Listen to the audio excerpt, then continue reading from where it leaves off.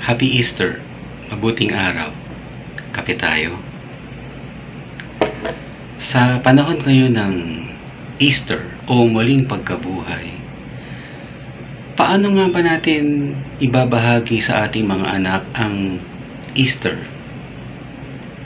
Sa totoo lang, kahit hindi ka relihiyoso o isang religious na tao, pwede mong ibahagi, lalo na sa mga bata, ang mensahe ng Easter. Halimbawa, hindi lahat ay naniniwala sa Biblia o kay Jesus. Subalit, pagka Christmas season, pag Pasko, may mga Christmas decoration sila, tama? May Christmas tree, may bilin pa nga eh. At ibang mga dekorasyon gaya ng mga Christmas lights, parol, di ba?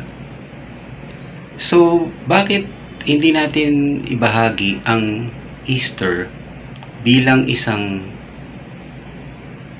custom o tradisyon, hindi bilang relihiyon?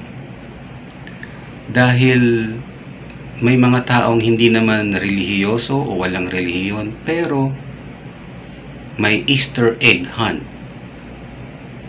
Sa totoo lang, sikat na sikat ang Easter egg. So, ang itlog ay mahalaga. Tama? So, ibahagi natin. Bakit nga ba itlog? Dahil nagdadala ito ng bagong buhay, bagong pag-asa. So, maibabahagi natin na ang Easter, kagaya ng 4 seasons, winter, spring, summer, fall, umiikot ang buhay.